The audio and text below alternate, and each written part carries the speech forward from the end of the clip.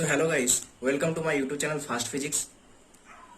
आज जो हम जिस टॉपिक के बारे में डिस्कस करेंगे उसका नाम है मिशनर इफेक्ट। मिशनर इफेक्ट समझने से पहले हमें कुछ कुछ बातों को जान लेना जरूरी है, जो कि सुपर कंडक्टिविटी क्या होता है, क्रिटिकल टेम्परेचर क्या होता है, और उसके साथ साथ मेटल्स में हम नॉर्मल स्टेट से उसके टेम्परेचर डिक्रीज करके हम उसको कैसे उसके स्टेट को चेंज करके सुपर कंडक्टिंग स्टेट में उसके कोई भी मेटल को हम ले जाते हैं, और कौन कौन सी मेटल में हम सुपर कंडक्टिविटी स्टेट को देख पाएंगे। जैसे 2 से 8 जिन लोगों का वैलेंस इलेक्ट्रॉन्स होगा उस मेटल्स में हम सुपर कंडक्टिविटी स्टेट देख पाएंगे। ये सारे बातें मैंने इस चैप्टर की सुपर कंडक्टिविटी का फर्स्ट जो video introduction of super conductivity, इसमें मैंने फुल्ली डिस्कस करके रखा है। आप उस वीडियो को देख सकते हो। ठीक है, अब हम आगे बढ़ते हैं मिशनर इफेक्ट की तरफ। मिशनर इफेक्ट क्या है? देखो, पहले हम कोई भी एक मेटल लेते हैं जिसका टेम्परेचर क्रिटिकल टेम्परेचर से ज्यादा हो। अब क्रिटिकल टेम्परेचर क्या होता है? जिस टेम्परेचर में आते ही किसी भी मेटल का नॉर्मल स्टेट चेंज होके किस स्टेट में जाता है? वो सुपर कंडक्टिव स्टेट में जाता है। तो इस समय उसका रेजिस्टिविटी कितना होगा? 0 नहीं होगा रेजिस्टिविटी। और इस समय मेटल कौन से स्टेट में है? नॉर्मल स्टेट में है। नॉर्मल स्टेट में। तो ऐसे एक मेटल को हम जब उसके टेम्परेचर को हम डिक्रीज करेंगे लगातार कंटिन्यूअसली, उसको हम कूलिंग करेंगे, तो वो मेटल एक समय क्रिटिकल टेम्परेचर, उसके टेम्परेचर क्रिटिकल टेम्परेचर के इक्वल होगा, तब उसकी स्टेट नॉर्मल स्टेट चेंज होके उसमें कौन सी स्टेट आ जाएगा? सुपर कंडक्टिंग स्टेट आ जाएगा। सुपर कंडक्टिंग स्टेट मतलब अब वो बिहेव करेगा एक सुपर कंडक्टर की तरह। और इस स्टेट में टेम्परेचर कितना होगा? क्रिटिकल टेम्परेचर से बहुत कम होगा, क्योंकि हमने यहां पे टेम्परेचर को डिक्रीज किया। तो इस समय उसका जो रेजिस्टिविटी होगा उस मेटल का, वो कितना होगा? 0। अब यहां तक हमें पता है। अब मिशनर इफेक्ट क्या है ना? जब कोई मेटल सुपर कंडक्टिंग स्टेट में आता है या उसको वो सुपर कंडक्टिव तरह बिहेव करता है, तब अगर उस मेटल को अगर हम बाहर से मैग्नेटिक फील्ड अप्लाई करें उस मेटल के ऊपर, मैग्नेटिक फील्ड अगर हम इस मेटल के ऊपर अप्लाई करते हैं या अप्लाई करें, तो हमें क्या दिखेगा? यहाँ पे देखो, हमारा मेटल है जो कि सुपर कंडक्टिंग स्टेट में है। अभी हम बाहर से उसके ऊपर क्या करेंगे? मैग्नेटिक फील्ड अप्लाई करेंगे। बाहर से उसके ऊपर क्या करेंगे? मैग्नेटिक फील्ड अप्लाई करेंगे। ठीक है, तो बाहर से जब हम सुपर कंडक्टिंग स्टेट में कोई मेटल को जो मेटल सुपर कंडक्टिंग स्टेट में है, उसको अगर हम बाहर से कोई मैग्नेटिक फील्ड अप्लाई करते हैं, मान लो यहाँ पे कोई मैग्नेट है जिसका नॉर्थ साइड यह है और साउथ साइड ऊपर है, तो यहाँ पे मैग्नेटिक फील्ड फोर्स लाइन ऐसे ऊपर की तरफ होगा, नॉर्थ से निकल के साउथ की डायरेक्शन में जाएगा। इस जाने के समय जो मैग्नेटिक फोर्स लाइन आप देख रहे हो यहाँ पे, जो मैग्नेटिक फोर्स लाइन नॉर्थ से साउथ की तरफ मूव करेगा, उसमें से कोई भी मैग्नेटिक फील्ड लाइन इस सुपर कंडक्टिंग मेटल्स का अंदर से जाके पास नहीं करेगा। कोई भी इसके अंदर से पास नहीं करेगा। सब इसके बाहर से, ऑपोजिट साइड से, इसके बाहर से मूव करके चला जाएगा नॉर्थ साउथ से साउथ साइड में। मान लो आपने किसी भी एक मैग्नेट को रखा यहाँ पे, जिसका नॉर्थ साइड ये है और साउथ साइड ये है। अब उसके मिडिल में आपने किसी भी एक मेटल जो सुपर कंडक्टिव स्टेट में है उसको रख दिया, और उसके रखने के कारण सारे जो फील्ड लाइन ऐसे जा रहा था, स्ट्रेट लाइन पे जा रहा था। जब हम यहाँ पे कोई सुपर कंडक्टर को लाते हैं तो मैग्नेटिक फील्ड लाइन कैसे जाएगा? इस तरफ जाएगा, मतलब उससे बाहर की तरफ जाएगा। मतलब अंदर से जितने सारे मैग्नेटिक फील्ड लाइन जा रहा था अभी, अब वो नहीं जाएगा, थोड़ा दूर से जाएगा, बाहर से जाएगा उस सुपर कंडक्टर। इसका मतलब यही होता है कि सुपर कंडक्टर हर मैग्नेटिक फील्ड लाइन को या मैग्नेटिक फील्ड को क्या करता है? रिपल्स करता है। इस फेनोमेना को हम कहते हैं मिशनर इफेक्ट। 1933 में मिशनर ने इस एक्सपेरिमेंट को किया और उन्होंने देखा मैग्नेटिक फील्ड्स को कोई भी सुपर कंडक्टर मेटल जो सुपर कंडक्टिव स्टेट में जाता है वो क्या करता है? रिपल्स करता है। अब तो हम ये कह सकते हैं कि सुपर कंडक्टर एक परफेक्ट डायमैग्नेट की तरह का बिहेव करता है। परफेक्ट डायमैग्नेटिक प्रॉपर्टीज उसके अंदर हम देख पाते हैं। अब इस चीज को पूरी तरह से मेजर करने के लिए, ऑब्जर्व करने के लिए उन्होंने अपने एक्सपेरिमेंट का ये स्टेप था 1, जो हमने अभी देखा, उन्होंने दूसरा स्टेप किया अच्छी तरह से इस बात को प्रूव करने के लिए कि सुपर कंडक्टर एक परफेक्ट डायमैग्नेट की तरह बिहेव करता है। तो उन्होंने पहले क्या किया, एक मेटल लिया पहले की तरह, जिसका टेम्परेचर अगर हम देखेंगे तो क्रिटिकल टेम्परेचर से ज्यादा है, मतलब मेटल अभी कौन से स्टेट में है, नॉर्मल स्टेट में है। फिर उन्होंने उसको कूलिंग करने से पहले ही, जब कोई मेटल नॉर्मल स्टेट में था, उस स्टेट में उसके उन्होंने क्या किया, उसके ऊपर मैग्नेटिक फील्ड अप्लाई किया। अगर हम स्टेप वन में देखें तो यहां पे कूलिंग करने के बाद हम मैग्नेटिक फील्ड अप्लाई कर रहे थे, पर यहां पे उन्होंने जब रेजिस्टिविटी जीरो नहीं था, मतलब नॉर्मल स्टेट में था कोई मेटल, पहले से ही उन्होंने क्या किया, मैग्नेटिक फील्ड अप्लाई कर दिया। उसके बाद उन्होंने कॉन्टिन्यूअसली उसका टेम्परेचर डिक्रीज करते गए, और एक समय में ऐसा हुआ कि जो हमारा मेटल था उसकी टेम्परेचर, उसकी क्रिटिकल टेम्परेचर से बहुत कम हो गया। मतलब अब ये कौन सी स्टेट में एंटर हुआ, सुपर कंडक्टिंग स्टेट में। और जैसे ये सुपर कंडक्टिंग स्टेट में एंटर हुआ, इसके अंदर पहले वाला जो प्रॉपर्टीज था, मतलब मैग्नेटिक फील्ड लाइंस को क्या करना, रिपल्स करना, सेम प्रॉपर्टी हम फिर से देख पाएंगे यहां पे इस स्टेप में। पहला स्टेप में हमने क्या किया था, पहले उसको कूलिंग करके उसके टेम्परेचर डिक्रीज करके उसके बाद हमने मैग्नेटिक फील्ड अप्लाई किया, तब देखा कि मैग्नेटिक फील्ड, सारे मैग्नेटिक फील्ड लाइन को क्या कर रहा है, रिपल्स कर रहा है।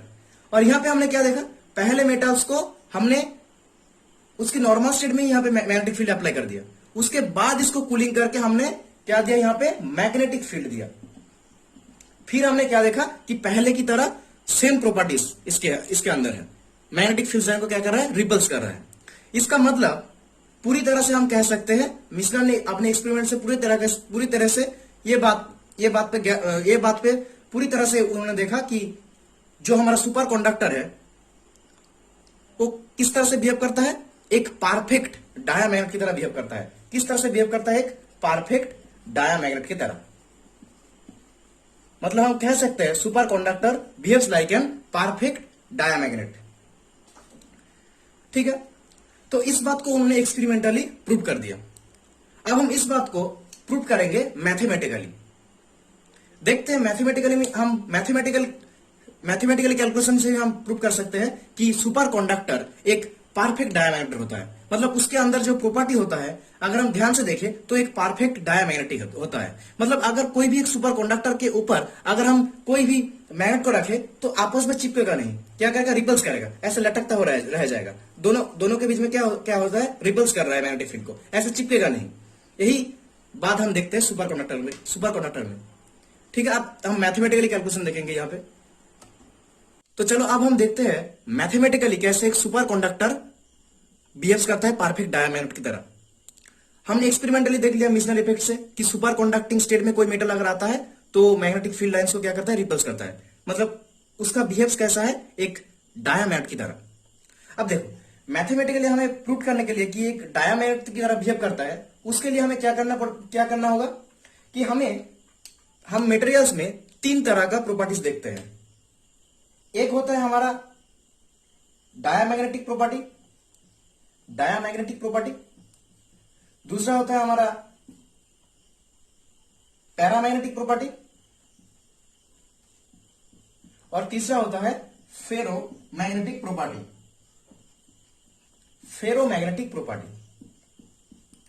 अब इन तीनों प्रॉपर्टी को हम कैसे प्रूव करेंगे। देखो डायमैग्नेटिक प्रॉपर्टी के लिए जो हमारा मैग्नेटिक ससेप्टिबिलिटी काई होता है, उसका वैल्यू क्या होता है, -1 के बराबर होता है।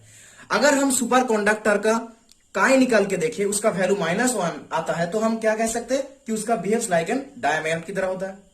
और अगर उसका वैल्यू 1 से कम हो या 1 हो तो हम उससे कह सकते हैं उसका प्रॉपर्टी कैसा है, पैरामैग्नेट की तरह। और अगर उसकी वैल्यू 1 से कम आए तो हम उसके लेस देन 1 से कम आए तो हम क्या कह सकते हैं कि उसकी बिहेवियर कैसा है, फेरोमैग्नेट की तरह। चलो हम कैलकुलेशन से देखते हैं कि इसकी बिहेवियर कैसे है, इन तीनों प्रॉपर्टी में इसकी प्रॉपर्टी कौन सा है। अब हम एक्सपेरिमेंटली तो प्रूव कर चुके हैं कि उसकी प्रॉपर्टी डायमैग्नेट की तरह होता है। अब देखो जब हम सुपर कंडक्टिंग स्टेट में कोई भी एक मेटल था, उसको हमने जब बाहर से मैग्नेटिक फील्ड अप्लाई किया तो सारे मैग्नेटिक फील्ड क्या हुआ, उसके बाहर से निकल के पास हो गया। कोई भी मैग्नेटिक फील्ड ने उसके अंदर से जाके पास नहीं किया, सब बाहर से हो गया, मतलब अंदर में कोई भी मैग्नेटिक फील्ड लाइंस नहीं है। तो यहां से हम कह सकते हैं कि magnetic field inside super conductor क्या होगा, 0। अब हमें निकालना क्या होगा, मैग्नेटिक ससेप्टिबिलिटी, तभी हम बोल पाएंगे उसके अंदर प्रॉपर्टी क्या है। मैग्नेटिक ससेप्टिबिलिटी क्या होता है, किसका रेशियो होता है ना, इंटेंसिटी ऑफ मैग्नेटिक फील्ड, जो हमने मैग्नेटिक फील्ड यहां पे अप्लाई किया उसका इंटेंसिटी हम मान लेते हैं एच। अब उसका एक डायरेक्शन है इसलिए वेक्टर हमने लिखा। और मैग्नेटाइजेशन, इन दोनों का रेशियो हम देखें, इन दोनों का रेशियो अगर हम करेंगे तो ही हमें मिलेगा मैग्नेटिक ससेप्टिबिलिटी के वैल्यू। तो बी वेक्टर इक्वल्स टू 0। अब बी के साथ हम एक रिलेशन जानते हैं, क्लास 12 से हम पढ़ के रखा है इस रिलेशन को, म्यू 0 H प्लस M, मतलब इंटेंसिटी और मैग्नेटाइजेशन के साथ मैग्नेटिक फील्ड का रिलेशन। अब इसको अगर हम लिखेंगे तो mu 0 H vector plus mu 0 M vector. अब इन दोनों से हमें क्या मालूम पड़ता है, पहला वाला टर्म से हमें यह मालूम पड़ता है कि हमने बाहर से जो मैग्नेटिक फील्ड अप्लाई किया, जो मैग्नेटिक फील्ड को हमने अप्लाई किया यहां पे, उसका इंटेंसिटी, उसकी इंटेंसिटी क्या है उसके बारे में हमें इस पहले टर्म से मालूम पड़ता है। और दूसरे टर्म से यह मालूम पड़ता है, देखो हमने जो बाहर से मैग्नेटिक फील्ड अप्लाई किया है यहां पे, उसके कारण जो हमारा मेटल है उसके अंदर मैग्नेट का कुछ प्रॉपर्टी हम देखेंगे, मैग्नेटिक प्रॉपर्टी इसके अंदर इंड्यूस्ड होगा, उसके वैल्यू हमें कैसे मालूम पड़ेगा, इस म्यू 0 M इस टर्म से। ठीक है, अब हम देखते हैं, अब हम इसको इरेज करते हैं। अब बी हमारा क्या था, inside a superconductor 0 equals to mu 0 H plus M vector. So mu equals to 0 और इस तरफ हम अगर लेके आए इसको तो 0 हो जाएगा, equals to H vector plus M vector. मतलब हम कह सकते हैं H vector equals to minus M vector, या H vector upon M vector equals to -1। अब H vector upon M vector का मान हमें चाहिए, इसका कितना है, इंटेंसिटी ऑफ मैग्नेटिक फील्ड और मैग्नेटाइजेशन, तो इसका वैल्यू कितना आएगा, -1। तो प्रूव्ड हो चुका है हमारा, -1 प्रूव्ड हो चुका है यहाँ पे, और -1 हुआ, सक्सेसिबिलिटी -1। इसका मतलब हम कह सकते हैं कि जो सुपर कंडक्टर है वो कैसे बिहेव करता है, एक डायमैग्नेट की तरह बिहेव करता है। ठीक है, तो हमने मैथमेटिकली भी इस चीज को प्रूव कर चुके हैं। तो मिशनर इफेक्ट से हमारा ये प्रूव होता है कि जो हम मेटल लेते हैं उसको अगर हम टेम्परेचर डिक्रीज करें तो कौन से स्टेट में आता है, सुपर कंडक्टिंग स्टेट में आता है। और सुपर कंडक्टिंग स्टेट में आने के बाद उसका जो बिहेवियर होता है कैसा होता है, एक डायमैग्नेट की तरह होता है। अब हम कह सकते हैं कि super conductor behaves like an perfect diamagnetic. ठीक है, और एक चीज हम मिशनर इफेक्ट से प्रूव कर सकते हैं। देखो एक और हमारा एक डाउट है, जिस डाउट को भी हम क्लियर कर सकते हैं मिशनर इफेक्ट की मदद से। वो डाउट कौन सा है, देखो जब हम कोई भी एक मेटल को टेम्परेचर डिक्रीज करते हैं तो उसका रेजिस्टिविटी पहले क्या था, कोई रेजिस्टिविटी 0 नहीं था, पर जब हमने उसके टेम्परेचर को लगातार डिक्रीज करते गए कॉन्टिन्यूअसली, तब वो उसका रेजिस्टिविटी क्या आया था, तब उसका रेजिस्टिविटी 0 आ गया। मतलब उसका बिहेव अब सुपर कंडक्टर की तरह हो गया।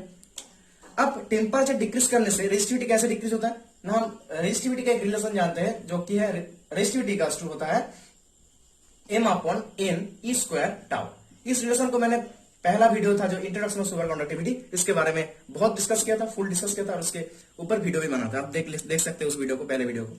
तो इस तरह से जब हम रिलेशन टाइम हमारा बढ़ जाता है तो रो 0 आता है। अब जिस कंडक्टर का रो 0 आता है उसको हम और एक नाम से जानते हैं जिसका नाम होता है परफेक्ट कंडक्टर। क्या होता है, परफेक्ट कंडक्टर। तो मतलब रो जब 0 होता है हम अभी उसको क्या कहते हैं, सुपर कंडक्टर। अब रो 0 होने से हम उसको और एक नाम से जान सकते हैं परफेक्ट कंडक्टर।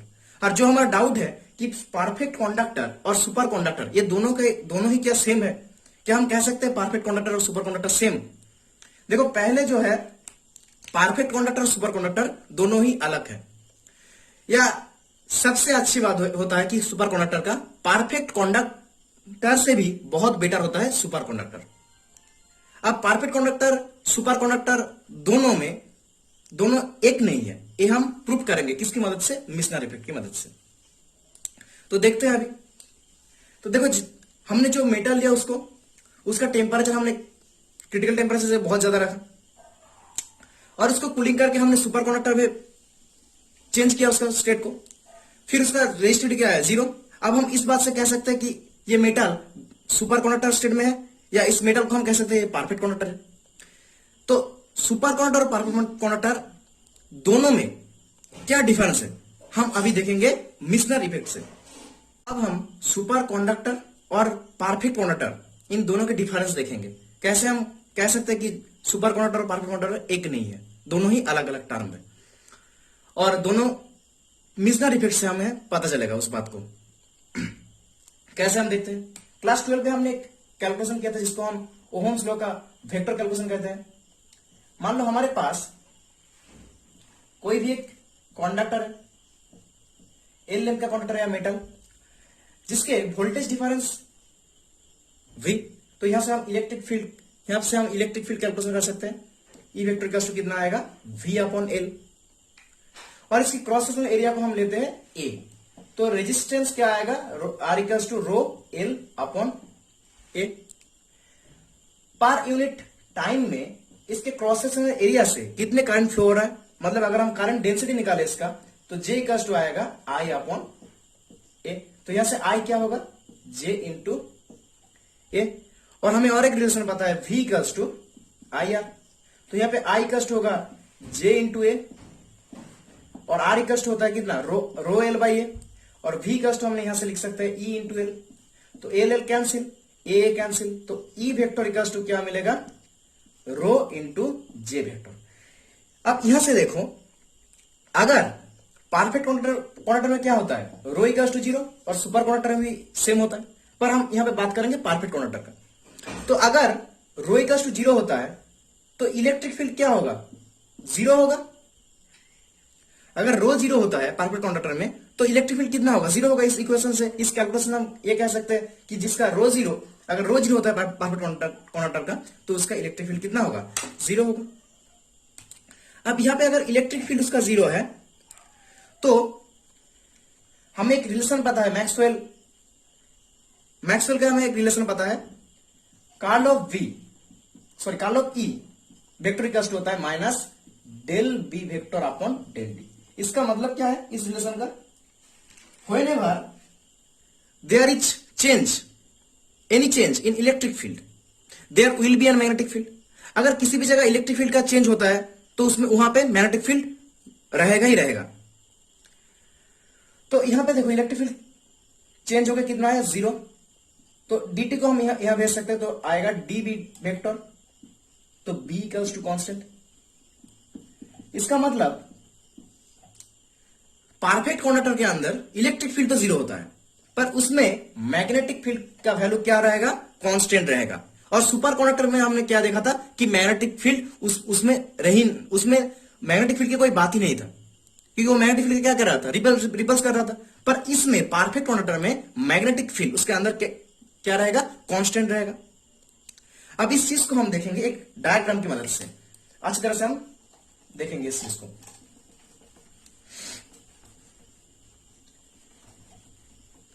तो हमारे पास कोई भी एक मेटल है या कोई भी एक कंडक्टर है। अब इसका टेम्परेचर, क्रिटिकल टेम्परेचर से क्या है, ज्यादा है, मतलब इसका रेजिस्टिविटी अब 0 नहीं है, ये कौन से स्टेट में है, नॉर्मल स्टेट में है। फिर हम इसको क्या करेंगे, कूलिंग करेंगे, लगातार इसके टेम्परेचर को डिक्रीज करेंगे। तो डिक्रीज करने से ये मेटल टेम्परेचर, इसके टेम्परेचर क्रिटिकल टेम्परेचर से कम हो जाएगा, और रोज रेजिस्टिविटी क्या हो जाएगा, 0 हो जाएगा। तो ये कौन सा कंडक्टर बन जाएगा, एक परफेक्ट कंडक्टर बन जाएगा। कौन सी कंडक्टर बनेगा, एक परफेक्ट कंडक्टर बन जाएगा यहां पे। फिर हम क्या करेंगे, अब फिर हम इसके ऊपर मैग्नेटिक फील्ड अप्लाई करेंगे। जब हम मैग्नेटिक फील्ड अप्लाई करेंगे इसके अंदर, तब हम देखेंगे सुपर कंडक्टर की तरह यह भी क्या कर रहा है, मैग्नेटिक फील्ड लाइंस को रिपल्स कर रहा है,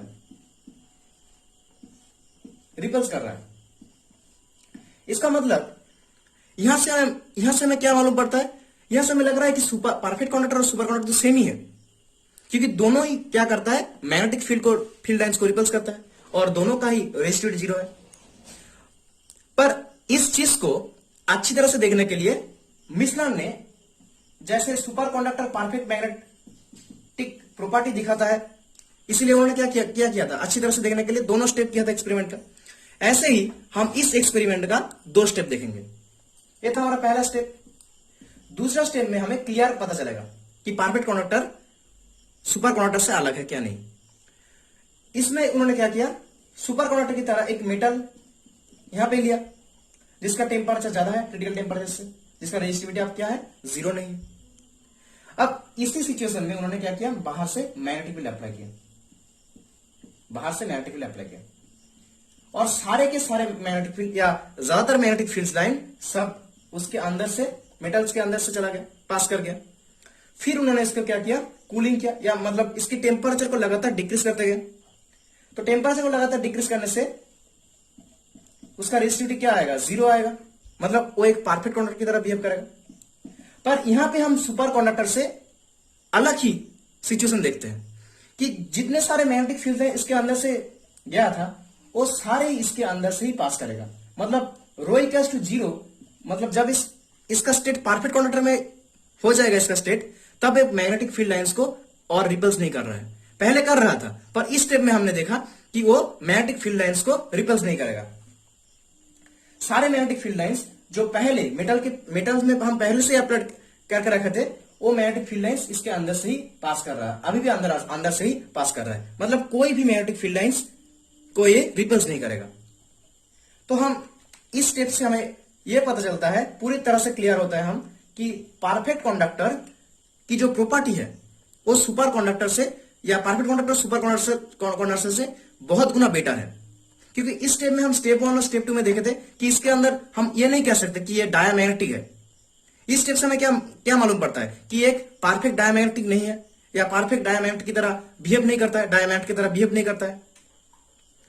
तो मिशनर इफेक्ट से हमें पूरी तरह से पता चलता है कि सुपर कंडक्टर और परफेक्ट कंडक्टर दोनों ही अलग है।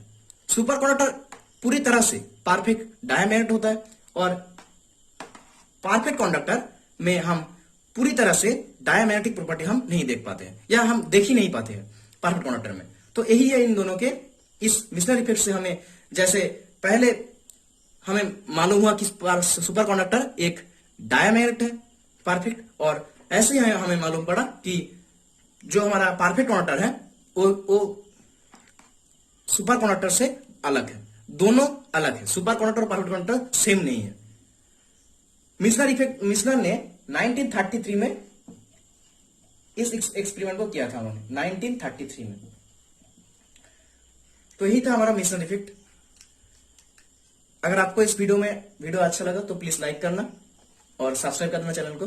Thanks for watching this video. मिलते हैं किसी दूसरी टॉपिक पे, तब तक के लिए गुड बाय, गुड नाइट।